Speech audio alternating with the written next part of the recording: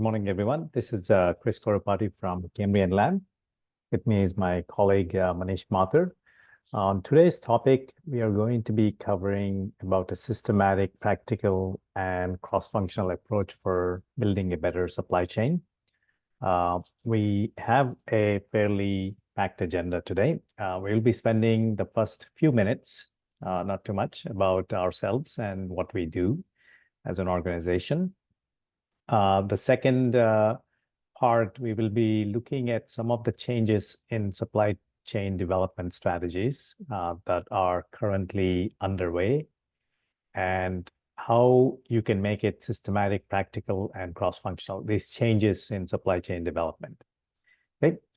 In the last section, we will be showing a demo of how you can make it possible within your organization and in the supply chain.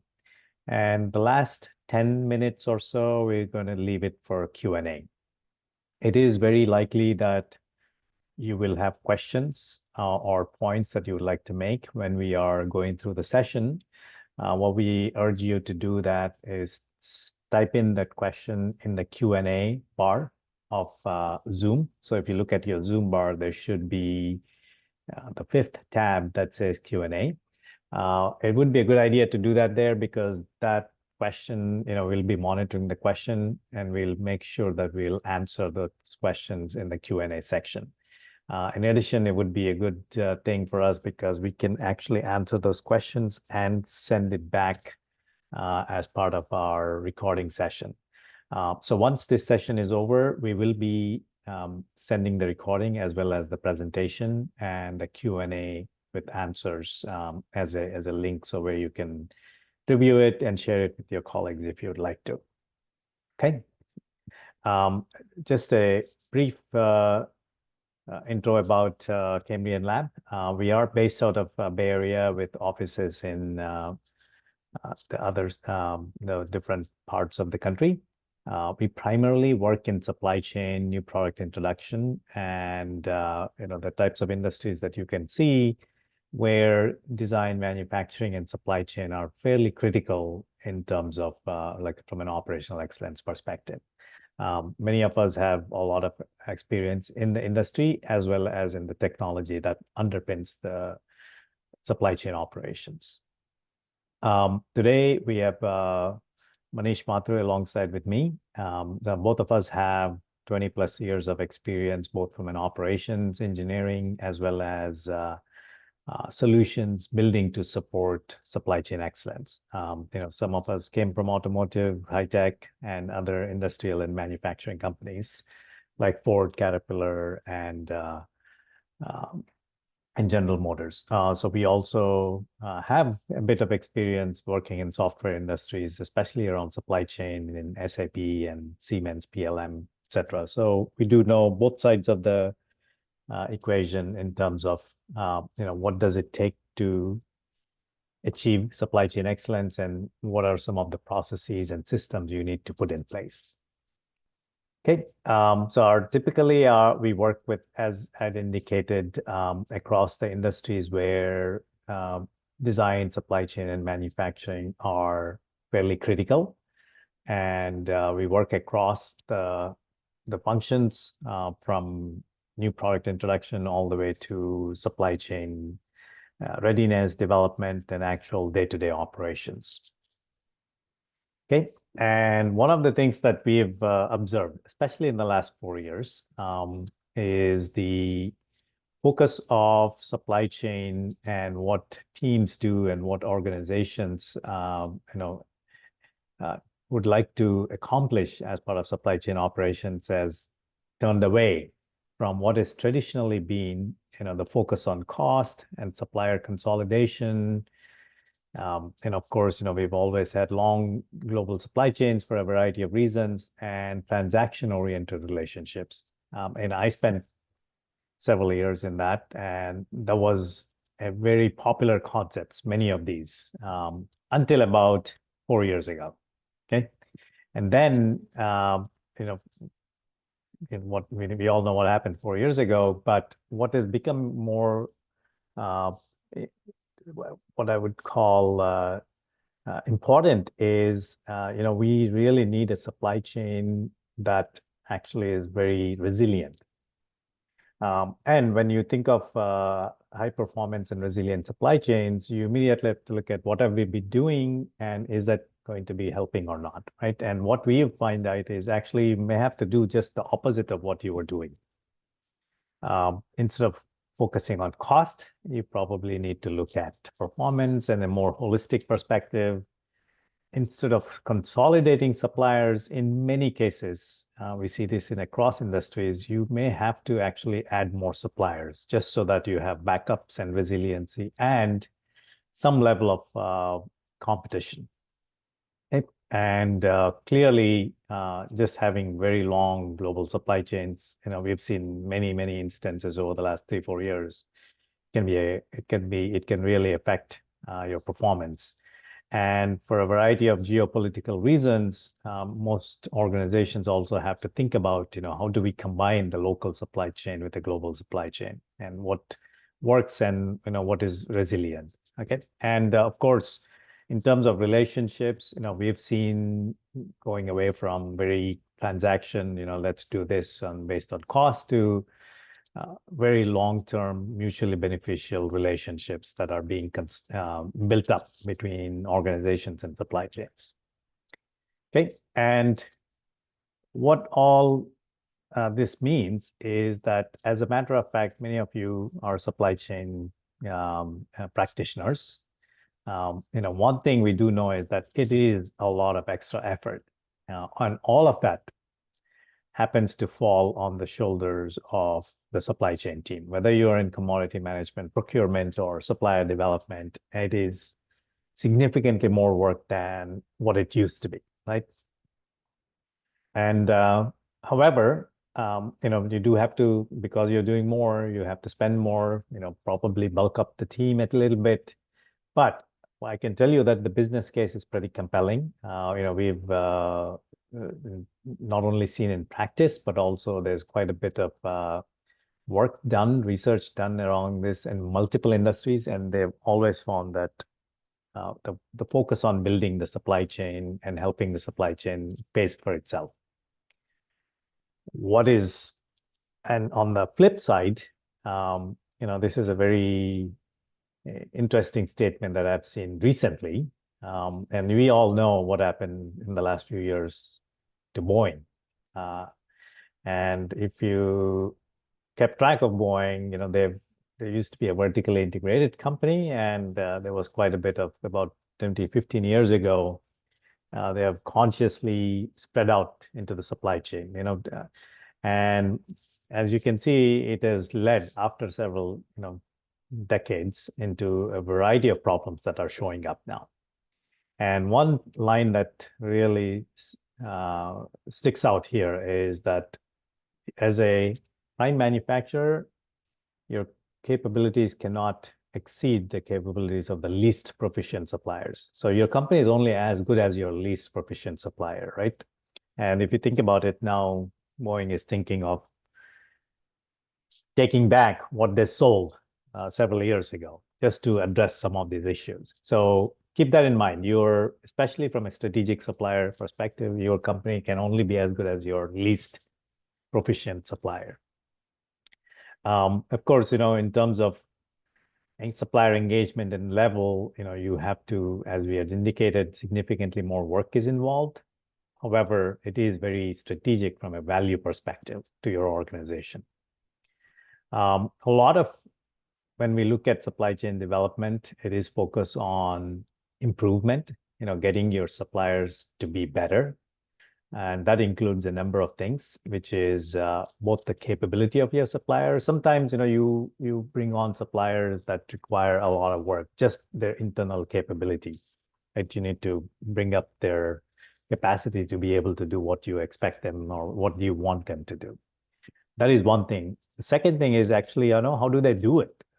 Once, they have the capacity, it doesn't guarantee that they'll actually perform to their capacity levels, right? So these are two XY angles that axis that you need to think about. And of course, your relationship, depending upon the type of supplier, you might want to get them as close to being a preferred supplier as possible, because it is the relationship that you would want to bring in and take advantage of.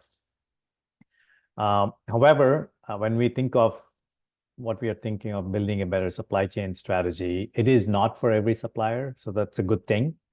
You only need to focus on who is strategic for your organization. And there are many frameworks that you can use to identify who they are. Okay. And so it's a good example of, where do certain suppliers fall. It's completely fictitious, but you can see where, how certain suppliers need to be dealt, or what you should be looking to. Okay, so given that, not like, as we had indicated, not every supplier requires the attention or the long-term strategic relationship that you want to establish. So you can think of, for simple and routine requirements, you can just do business as usual, right? You're just buying something that is very commonly available in the market. Replacement costs or qualification costs are low, so you can just go with the routine, simple process. Whereas a strategic requirement, where your future is dependent upon how well your supply chain or suppliers do, you have to invest a lot of time and resources and set up activities. Okay, and when we think along these lines, what we have found out when we are working with many organizations is this whole process is just not at all systematic, and usually not supported well across the organization. There may be teams that are working on this, but it is not a what we would call systematic approach. Okay, so what we think it should be done is really to be made systematic. Of course, that's important. It also needs to be pragmatic. You can't be have very, very high what we would call theoretical attitude towards it. It needs to be pragmatic, so that the cross-functional teams within your organizations and suppliers buy into this, okay, because they have to practice that. But most of the time we've seen suppliers do agree to these things only because they do have a benefit, right? There'll be more business. They're a preferred supplier, so recognition, rewards, lots of things that would be beneficial to them that they can achieve. So one thing that you can do is you can incorporate this strategy or these approaches, or what you consider that you should do from a strategic supplier management perspective into the supplier life cycle, right? So you are generally doing an assessment in terms of supplier development needs. A lot of times this happens as part of new product programs, but given the changes in supply chain strategy and the geopolitical considerations, you probably are looking at your existing supply base. How do we build up extra capacity, bring in new suppliers for a variety of strategy reasons, right? So you can think of some of these sources where it should be, what is driving that. Once you do settle on what is the other supplier development needs, both for existing suppliers and new suppliers, you can set up more structured approaches to accomplish that, right? Get them better, get them ready. And then, of course, the time when they are actually participating in your production programs, they are an active supplier, or perhaps even preferred supplier, you still have to be able to work with them in a very, very close manner. We have seen that repeatedly break down. There are real cross-functional needs.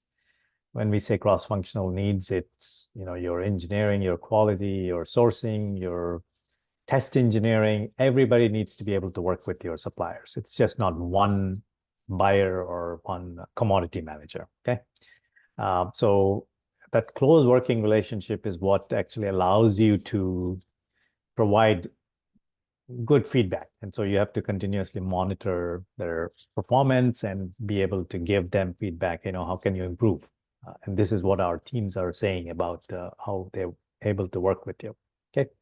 And of course, there are some foundational tools to help accomplish all of this, including various quality management tools that you can see here. Okay. So build this supplier lifecycle management into the supplier lifecycle management so that it's not something that is done separately as an initiative. So there are many times this comes up, and we're going to be seeing this in our examples, right? Whether an existing supply base analysis or NPI, or sometimes people do for a particular product or a family of products, multi-sourcing assessments or commodity analysis, many ways to approach this. So some approaches, like a very cross-functional, holistic approach for evaluating suppliers. So we'll be looking at some of these scenarios now.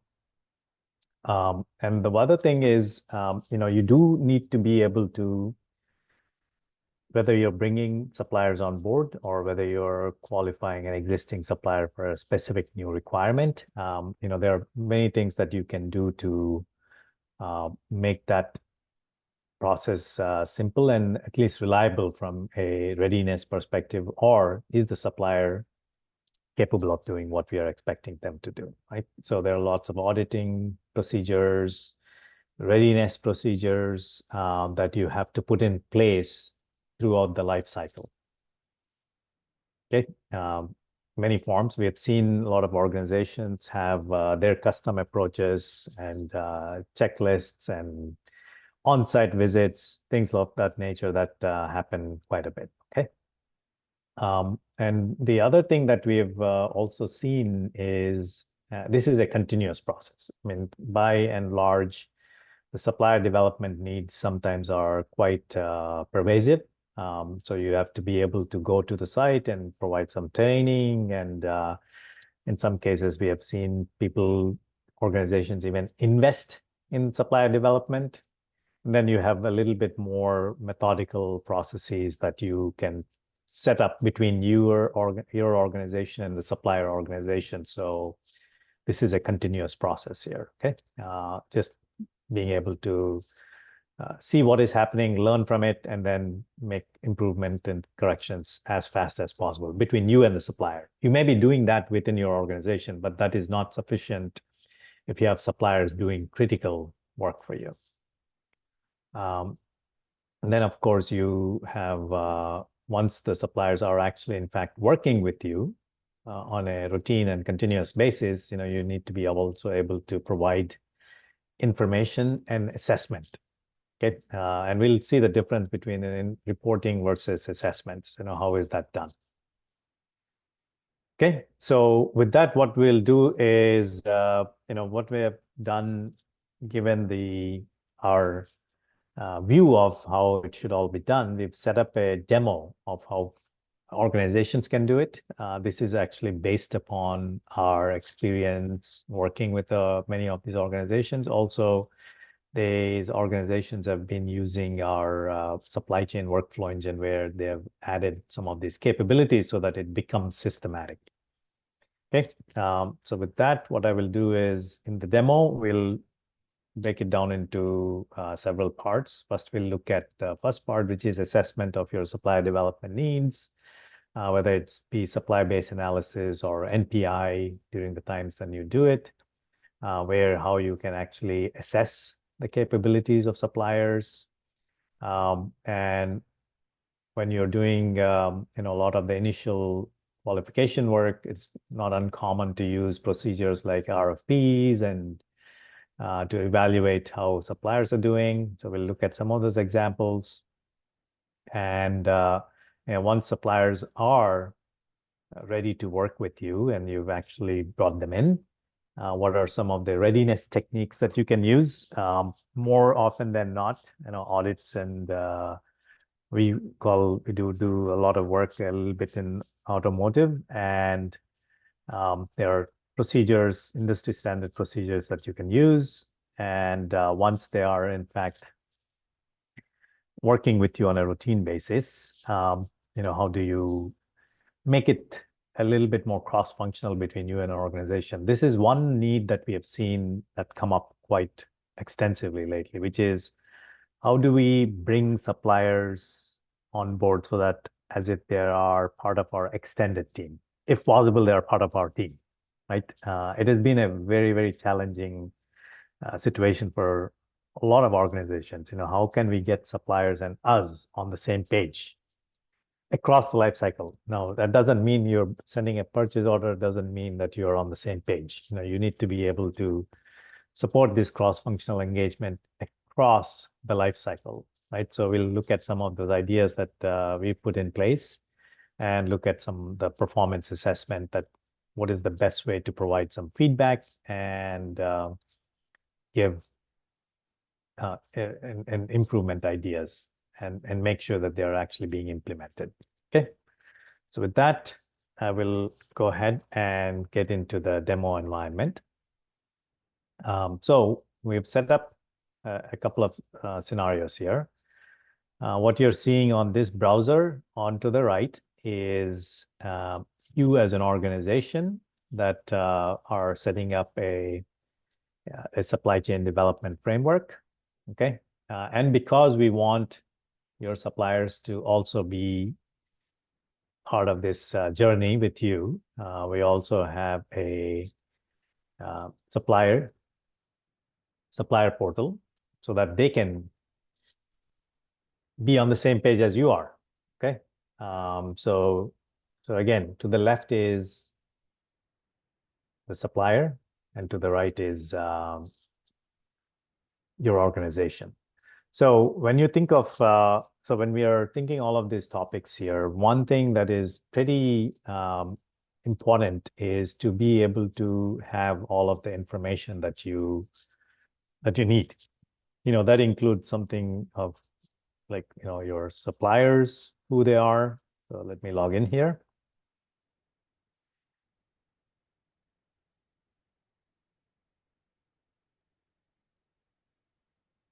Okay, so when we look at suppliers, who are your suppliers, right? For example, we know what suppliers, what type of suppliers they are, what commodities that they are providing to us, what are some of the categories. So you can see strategic, non-strategic, some of the same things that we were talking about, right? This is pretty key to have access to this data.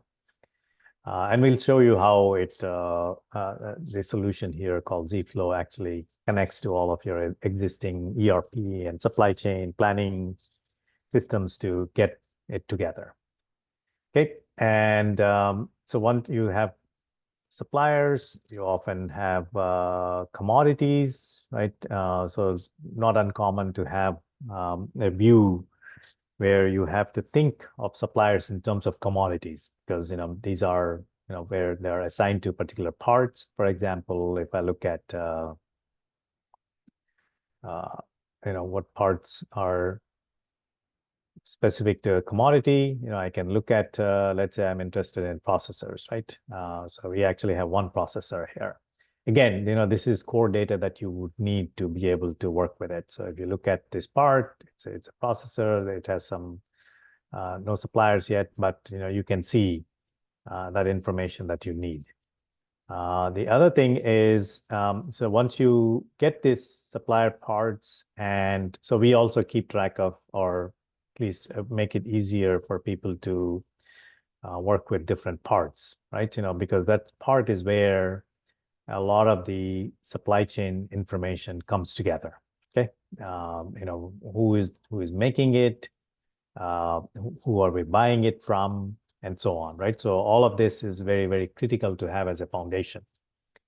Once that is done, and you have some of the core foundational data, so you can now totally see it, right? We have 12,000 parts. We have also actually systems where there are hundreds of thousands of parts, and depending upon how you organize yourself, there could be commodities, categories, and you can see there are 3 commodities here, from semiconductors and different types of commodities, right? So labels, a little bit on the high-tech side, but you can think even this also applies for a lot of what we consider it to be non-production materials, like, services that you buy, capital equipment, and different types of commodities that are, indirect, you can think of. So it can be applied to both places, right? So once you have that, you can also look at, from a total parts perspective, what is your, exposure to suppliers. So you can, although there are 12,000 parts, you do get multiple parts from the same. Often you have a lot more manufacturer parts, because, you do want to have lots of multi-sourcing, different manufacturer parts qualified for some of your internal parts. But you can see, as you have, your supplier count is actually increasing, and, you'll have to, depending upon how critical some of these suppliers are, you have to start thinking of managing a portion of them from a building the better supply chain framework perspective. Okay. So you can then go to, now some of that you can do by, a lot of, not uncommon to see, by spend, right? While we think it is a very good measure, it is not the only measure you think of, how should we, which commodities are the most important. Or more often than not, we have seen that simple parts, like single sourced parts that you think they're not important, can have like humongous impact on your overall supply chain stability. Okay. So, I mean, this is one way to think about it, but it is not the only way to think about it. Right. And once you have the performance and assessment, we'll look into that. You can start to look at it from a processor's perspective, right? Each commodity, who are our suppliers, who is based upon the capability versus performance, you can start to look at it. So we'll come to all of this very shortly. Okay. So key is to have all of this core information that you need to get started on this journey. Okay, so let's now look at, so there is one thing that I do want to understand is, when you're thinking of performance and performance assessment and performance capability assessments, you should really think of generally commodities. For example, when you think of how you should view, a lot of times we have seen that there are many facets that you need to think about. Like, so if I pick engineering and PI, so if I look at it, there are 5 facets that are important from a commodities perspective, right? Service account support, delivery, supplier risk, quality. But underneath that, you might actually have more, right? So these are some of the things that, you can think about, right? So these are ways to look at it. So depending upon the type of supplier, you may have to set up a performance assessment or capability assessment frameworks. All right, so let's now start to look at, what are some of the things that people do in terms of when you're getting suppliers to onboard or new requirements that are coming up, right? So we do have, simple workflows that you can set up. A lot of engineering organizations use RFPs, RFQs. Many times there is also a notion of bringing in new suppliers. So I'm going to use a slightly different system. So if you look at new supplier requests, these are coming for various requirements, capital equipment to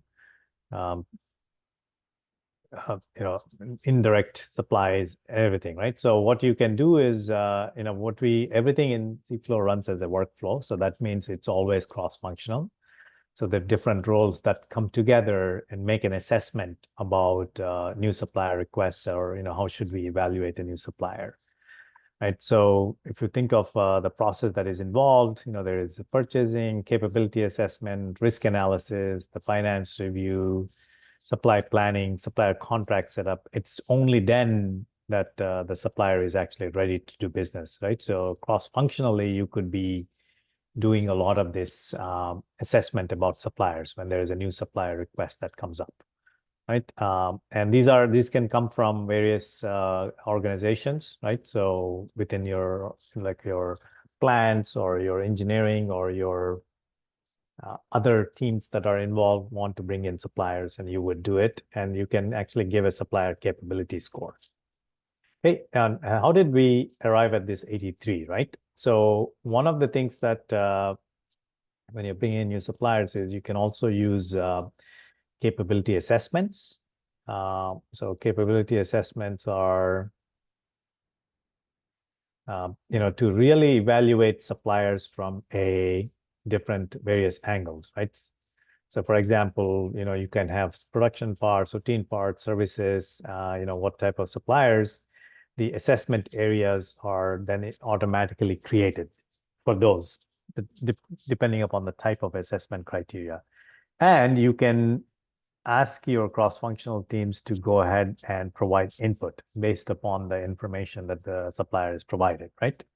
So once that workflow is done, so again, you can look at it, assign assessors, assessment is provided by information, and you actually will get a capability score based upon the inputs that your internal cross-functional team has given, right? What do they think against all of these different capability criteria, right? So you can use this scoring approach as a way to really understand capability of a supplier.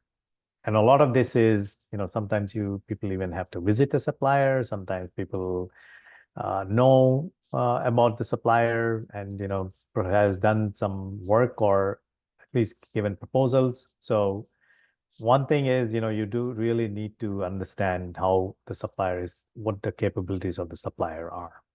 Okay. So you can use all of these different systematic workflows to do it. Now, a supplier coming on board is just not sufficient. Often you have to actually look at RFPs, right? You have to send out a specific need that you have, and who are the different suppliers, right? So here is an example of, we are actually sending out an RFP to existing supplier and a new supplier. Based upon some questions, there are also some criteria that we're planning to use, and based upon the responses. So when you set up this RFP, it actually sends out to the supplier so that they can provide feedback, and it uses something called a response sub-process to get it.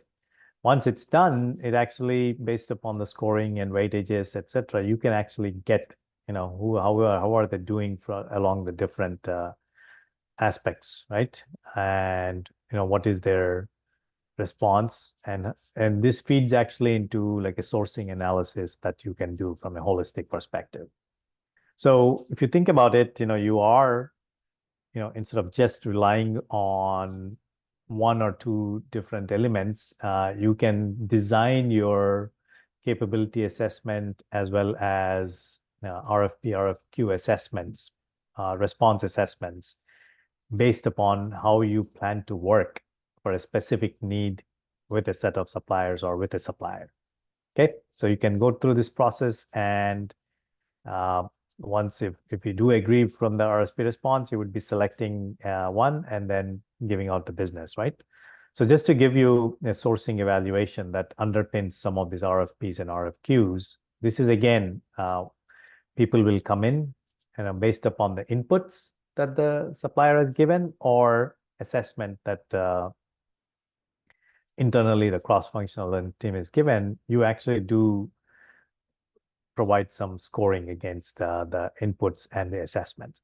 So variety of cross-functional input gathering, using the data that the supplier provides, what your team thinks about it, and understanding how each organization can do against a specific need.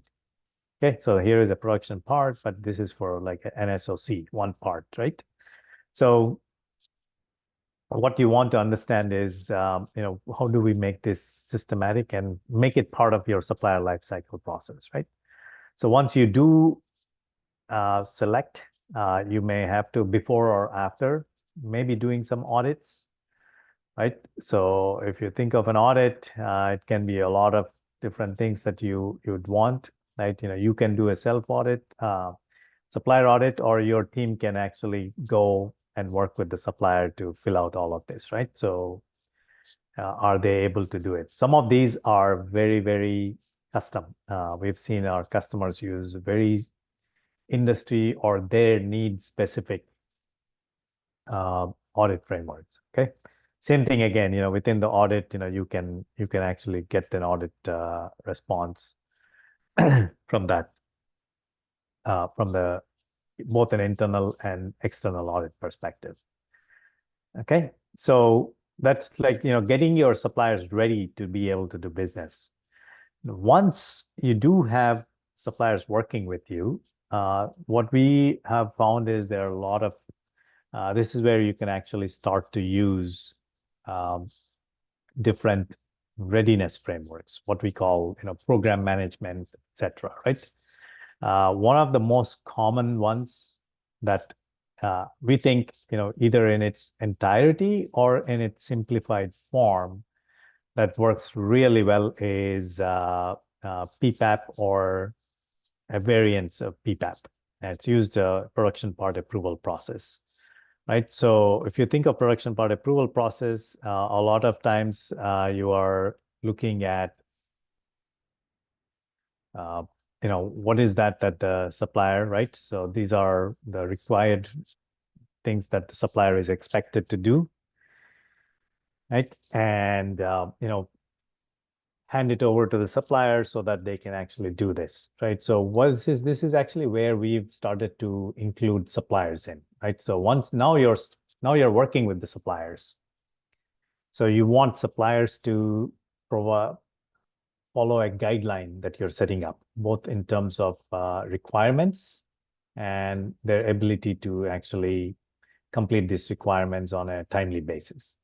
So we've set up this specific what we call readiness, or in this, being able to work with your supplier through in the initial stages and throughout the production or ready to production life cycle. So you can see that these are set up as different phases.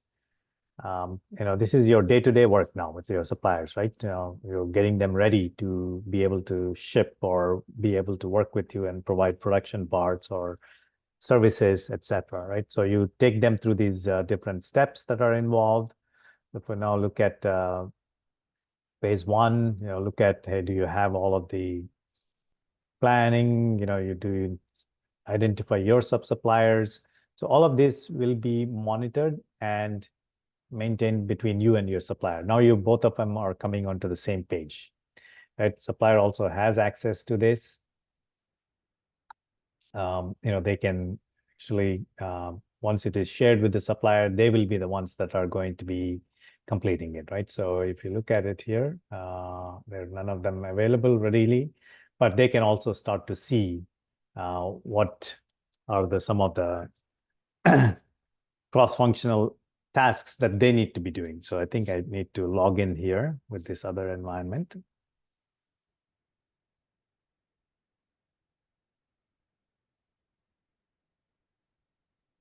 All right. So actually you can see, right? These are, it shows up for the suppliers, they are now part of the team and they can start to work on some of these elements of here. Okay. So one thing that we have found is when you are working with suppliers and you want to bring them onto the same page, we've never seen one process, like, for example, I want to exchange POs. That is definitely not sufficient. You need to be able to pretty much throughout the workflow, throughout what we call the life cycle, be able to bring them on board on any of these processes that are common between you and the organization, right? If you're in the development process, you're doing a lot of the initial work, readiness type of work. And then, once you are in actual working mode, production collaboration mode, you need to be able to share forecasts, to purchase orders, So everything that you can think of is, you need to be able to easily share with the suppliers. And that too in a very, very cross-functional manner, right? So if you think of, PO collaboration, and it's that simple, right? They are actually working and setting it up for you. They might change POs and schedule quantities, etc., and suggest certain changes. So this is more of a day-to-day working that you have to be able to support especially with suppliers.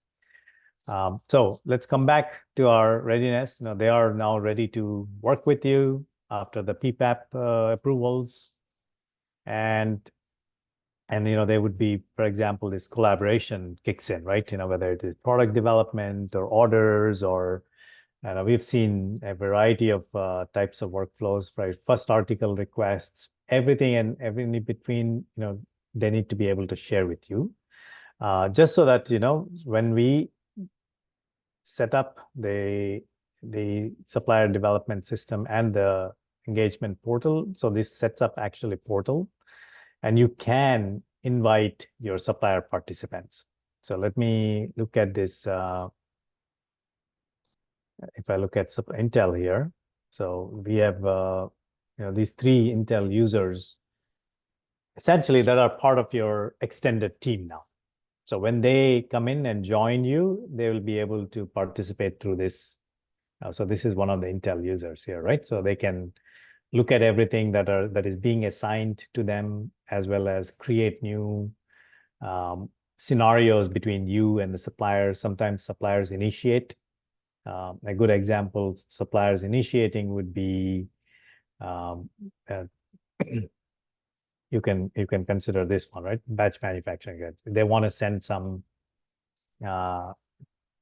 manufacturing batch report record to you once they make the things to you, right? So they can actually send it directly to you from this portal. Or if you think of purchase order, they can't do anything because purchase orders are initiated by you and sent to them. Same thing, right? Engineering requests, they can create certain part requests, engineering change requests and all, and send it to you if they have to do it, or they can participate in engineering changes from your side. So this two-way flow, in bringing them under the same umbrella is very, very, very powerful in terms of bringing your strategic suppliers close to your organization in a cross-functional manner. So they won't be working with one person; they'll be working with your whole team, given the need. Okay, so once they can use any of these workflows to or collaborate with you, and once they're doing that, of course, you're at this point are very keen on providing them with feedback. Hey, how are you guys doing it? There are a couple of ways to do that. I'm going to show one is just like based upon the data, right? Your systems are always collecting a lot of information.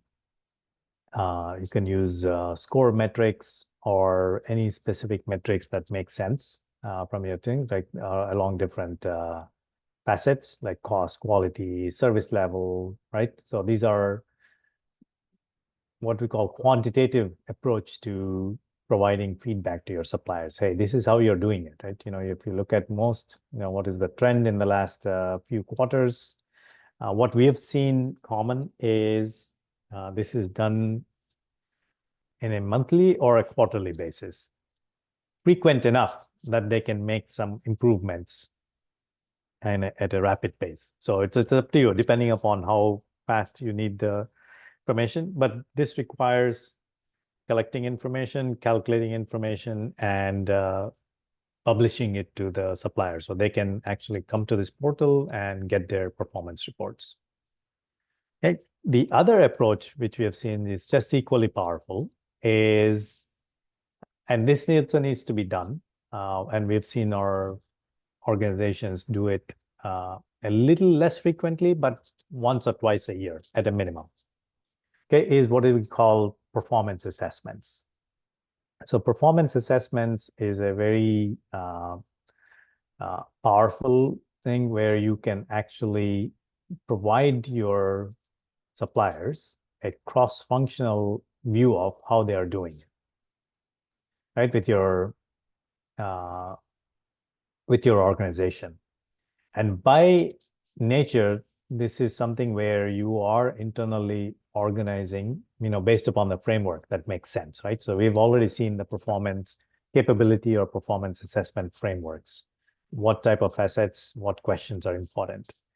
What you want to be able to do is ask internally within your organization, how is Intel doing for this period, by along these lines.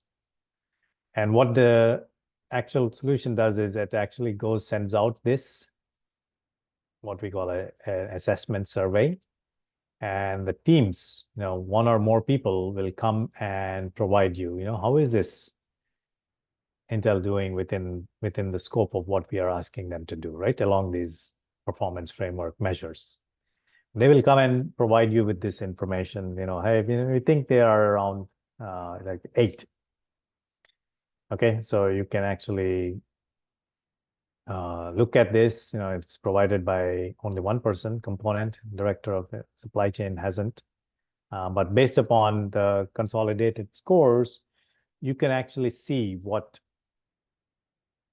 the overall score is. This is something, and this is like a complete assessment, internal assessment of how Intel is doing it. And we've seen, and then this is something that you definitely want to share with your suppliers, once a year, 2 times a year, so that they know exactly where they fall, right? So if I look at, and depending upon, you also actually want to give information about that to what the scores are, as well as the comments that people give, right? So if I look at the process data here, it's going to download this Excel sheet. It's still a good idea to give the detailed information.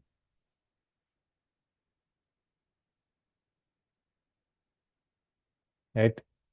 So you can see they can actually, let me increase this thing, what different people within the organization are thinking about this supplier. Okay, so you can anonymize, take off the assessor information and provide this so that your suppliers understand how they're doing. And they can also add some what you'd call corrective measures, improvement ideas that people have. Okay, that to us is a very, very powerful approach to give feedback to suppliers. Of course, once you have the feedback, you can actually set up improvement programs. We've seen each supplier performance assessment can result in improvement programs, whether they are what we call, you can use any methods that you want, whether it's a problem solving process or A3. You can create some and then send it to suppliers, right? So you can look at the workflow here. So this will actually go to suppliers and they can work on these A3 reports and make them or complete those rather. Okay, so if I look at all the corrective actions and improvement ideas that are coming at me, there are none here. But if I look at this corrective action, yeah, so there's some of the work that needs to happen is happening here, right?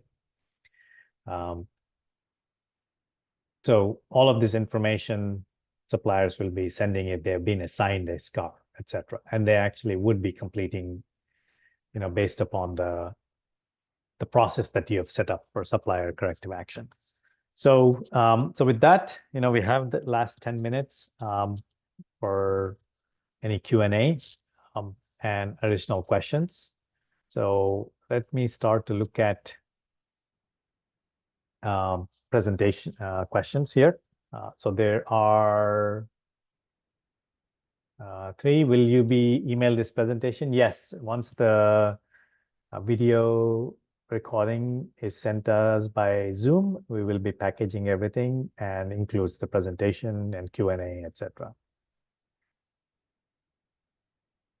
It says there is another question are you recommending PPAP for non-automotive? How do you handle smaller quantity items that do not have volume of automotive parts? It's still PPAP is just one approach. You can just still have something very simple but implements adds some rigor to it. We've just set up as an example. We have some gate or checklist item process where the supplier has to, and internally within the cross-functional team, once those checklist items are cleared, is when you can actually, the supplier is ready or qualified or ready to, you can accept those, right? So you can do some of that to simplify. PPAP can be pretty exhaustive, but it doesn't have to be the only way to do it. Looking at this demo, how does this compare to Centric platform or the source map? I know a little bit about Centric, but I think by and large, we are very focused on supply chain development, both from a NPI as well as production-oriented scenarios, direct materials, we would call it. So that's our biggest area of focus right now. That said, people do use it for non-direct, indirect materials. It's just that, you need to think of, even in indirect materials, which supply base or which commodities require this level of what we would call systematic approach. We think there are some that would benefit from even in indirect materials. It's just that people have to implement that for certain commodities. Okay, any other questions? I see that coming. So yeah, while before we leave, there are a few more questions around, is the system, how does it connect to, we see a lot of suppliers and parts and other information that you have here. So bills of materials, how does it get it? So we do have, the system is directly connected to various supply chain ERP systems. So for example, SAP is one that most of our customers connect the solution to. So if I look at a list of questions, systems that it's connected to, you can see, right, there is Agile, there is SAP, there is Salesforce, there's Teamcenter. So for a lot of these potential suppliers, AMLs, ABLs, it is connecting to those systems and directly getting that information. And we have fairly deep connectivity to SAP and some of the Oracle supply chain solutions. And it's something that is part of the solution. You don't have to buy anything new. So when we look at the way it is connected, you can see all the different scenarios, from vendors, get vendors to parts, materials. It takes care of all of that out of the box. Nothing to be done. A lot of this, does require. Now that said, you don't have to. For some of the scenarios, it may not be even necessary, right? You can still create new suppliers. You can, do lots of Excel-based imports work. So everything is possible still, with or without. But if you have SAP or different systems, Oracle, Microsoft Dynamics, and other supply chain systems, direct connectivity is in place for most of this, or it can be added fairly quickly.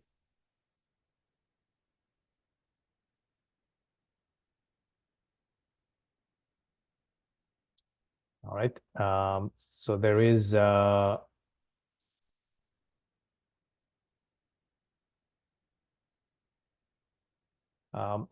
typical implementation. What does a typical implementation look like for a mid-sized company? So we do have, we have from very large organizations to smaller companies, I would call.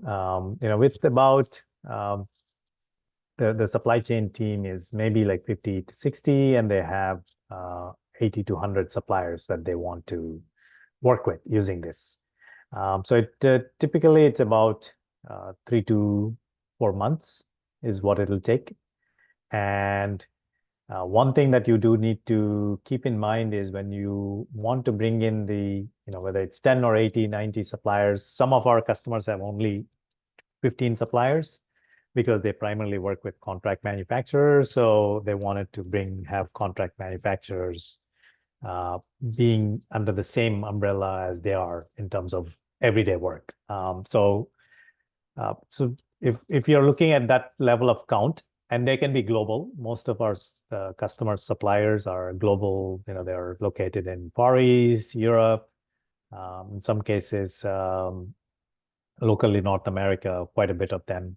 So you can support them. You have to plan for at least getting them on board, because that is something that your team will have to do a little bit of work from an onboarding perspective. But that's, you don't have to, it's very, very simple. Sometimes in our situations, our customers invite them via email saying, hey, why don't you join this? This is the invitation that I'm sending. Just like it. That's it.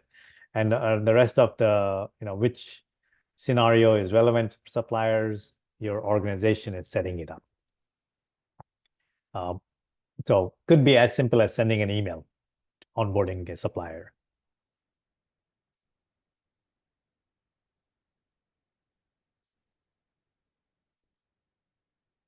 Okay.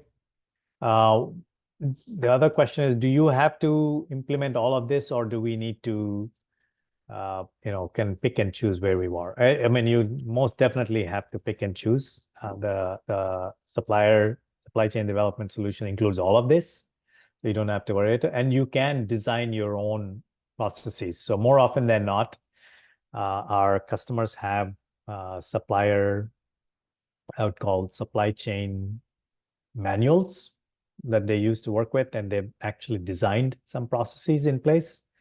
So we would, if you want, your team can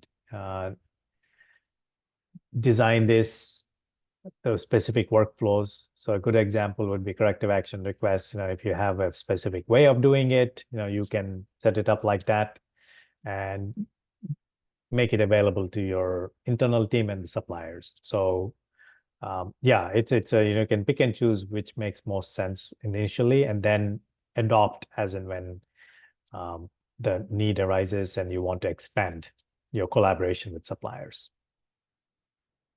Most common for us are these two areas, supplier quality and supplier collaboration.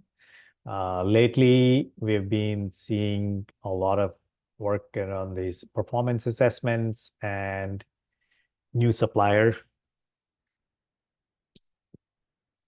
onboarding. That may include not only just requesting but some assessment of the supplier, as well as bringing them on board using RFPs or RFQs, or just giving them the business.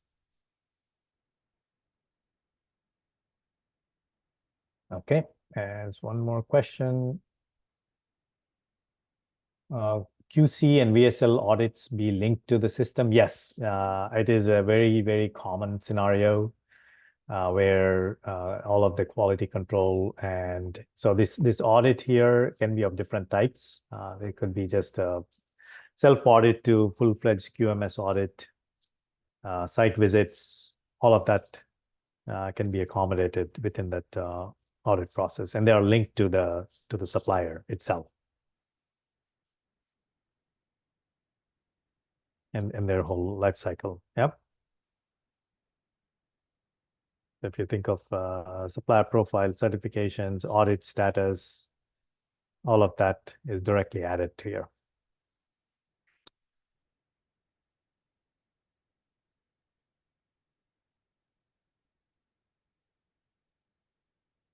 Okay, so we're in the last minute. I think we got several questions answered. So what we would also be open to, if it makes sense for you, organization, is we can definitely support a a pilot or a free trial. It's quite simple. A lot of times, that's how people want to get started. And, we will be able to support within our environment. You can bring your process how you want to do it, or you want to use what is already there. It's up to you, but we would definitely encourage you to take advantage of this offer. Okay. It's very, very easy compared to very complex, supply chain solutions. We are keeping it very simple, as if it's like it's a collaborative network between you and your suppliers.